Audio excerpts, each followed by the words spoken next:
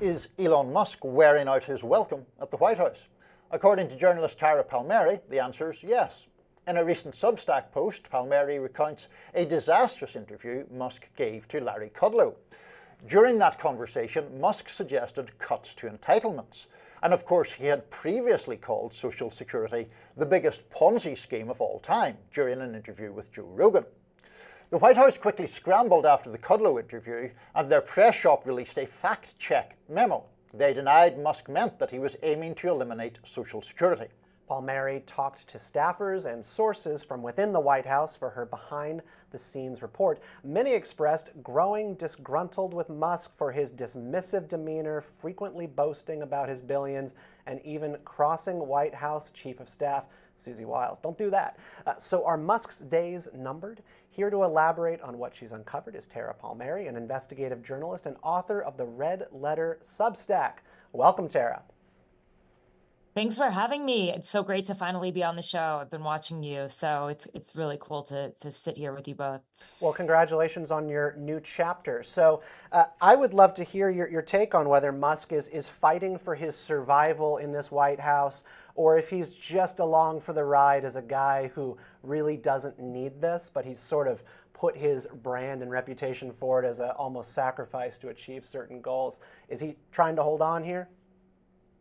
I don't think there's any risk to Elon Musk within the White House. So as much as the staffers, even to the cabinet official level, cannot stand him, they also fear him. He's the richest person in the world by many times.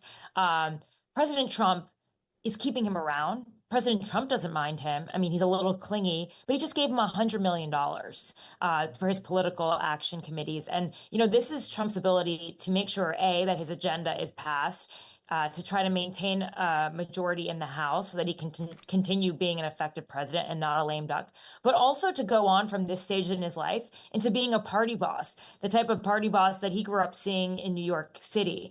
So as long as Elon Musk continues to donate to Donald Trump, he's not going anywhere. Now, there is going to be friction. Susie Wiles, as I reported, complained to Donald Trump about this. She said, you know, he can't be freelancing anymore. And you've seen him being reined in recently, too. Trump said, you know, no more sledgehammer. You need to use a scalpel. And you saw the cabinet secretaries. The New York Times reported that they were very aggressive with him for trying to cut into their agencies.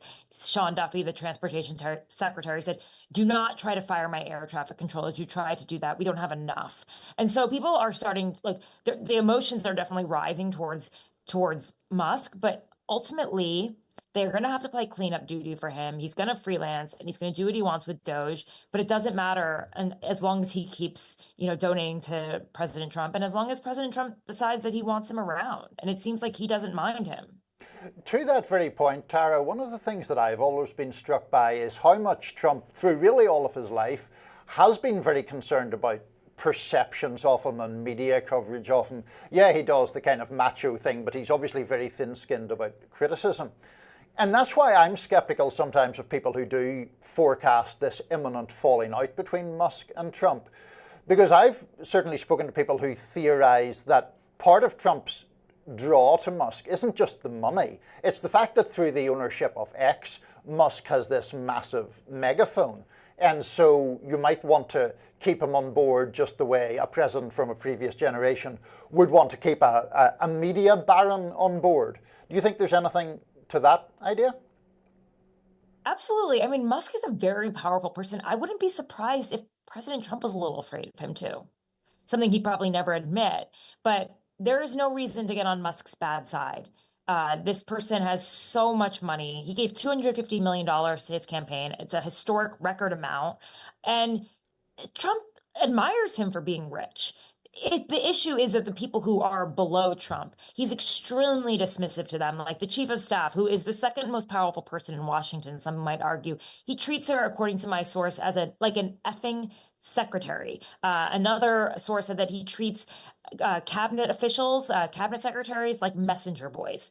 And he does very weird things, like sleeping on a cot in his office in the Eisenhower Executive Office building with guards outside, 5 guards. So yeah, he's an odd bird to manage, and you can only imagine what it's like to be the chief of staff and have to, take incoming calls from members of Congress and the Senate, from cabinet officials saying, "Why is he cutting my programs?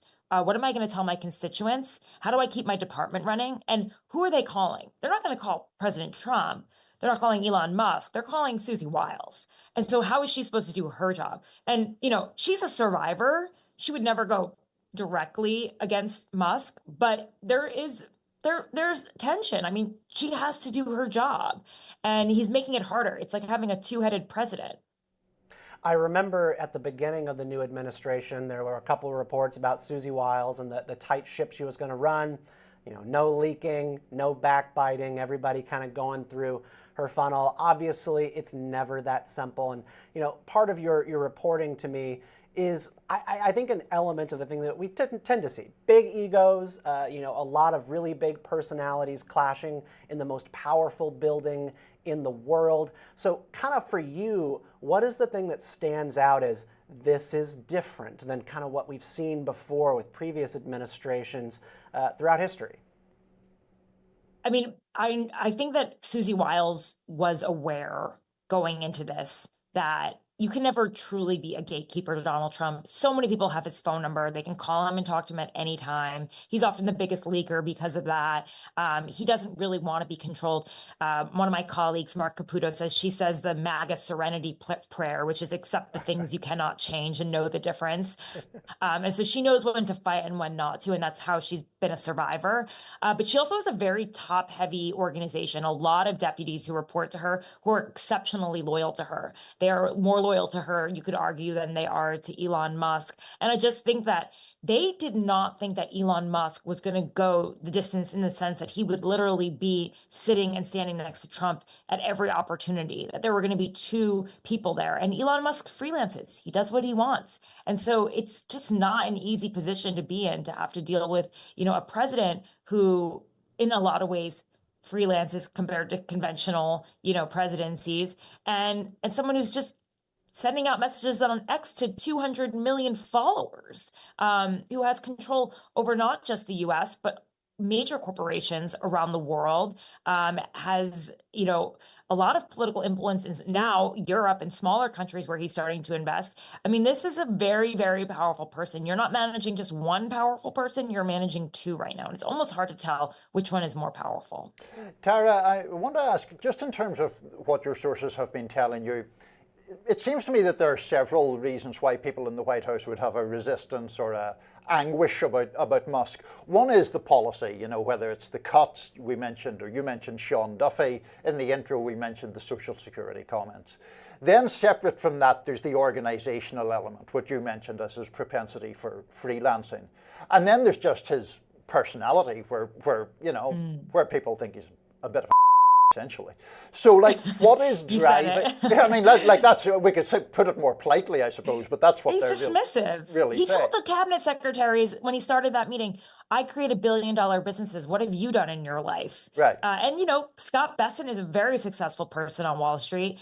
Howard Lutnick ran Cantor Fitzgerald. Linda McMahon created the WWE network. I mean, these are no slouches that are cabinet officials. And so, I agree. That's definitely part of it as well. One thing that I found to be so interesting as well is that I talked to Trump's personal pollster, and I asked him, what are you seeing in the polls for Elon Musk? He's never polled him at all. Right. Which suggests to me that they're afraid of him or hurting his ego. But in the public polling, you see that Musk's favorabilities are diving. He's obviously a political liability to President Trump. So why wouldn't they be polling him? It just suggests that there is a different treatment of Musk. I mean, they polled Trump, that's his client. Yeah, and Tara, but to have I was never at the polled him? Department of Education last week, and I was kind of looking at some of the protesters. There were only a handful, really, at the inklings that there were going to be these huge layoffs, and then they occurred. Most of the signs had Elon's face on them. He is the heat shield. He's taking all of the incoming arrows here. There was hardly any anti-Trump signs or paint sprayed on the sidewalk. It's all about Elon. And that might be the point. Is this a strategy? You know, you could definitely see that Elon Musk takes the heat off President Trump. I mean, we're talking about Elon Musk most of the time when we're talking about Elon Musk. I'm sure President Trump doesn't mind it because, like you mentioned, he is very aware of his media coverage. He wants to be loved, and if this person is willing to do the hard stuff, and then he can say, "Oh, I had to reel Elon back in," that would be, preferable for him. They have a very strange relationship too. I think Elon really looks up to him though as like a father figure, and Trump doesn't seem to mind it. The only thing about Elon Musk is that he is always next to Trump. And Trump does not like that. I mean, even with his wives, kids, grandchildren, like he does not like clingy people, and Elon is everywhere. But he does serve a purpose, you could say. And if a Doge cut doesn't go well, who gets blamed for it? Tara Palmeri, great reporting, great conversation. We really appreciate you Thank you. joining us here on Rising. Cool. And there's also drama churning at Ben & Jerry's. We'll tell you more coming up.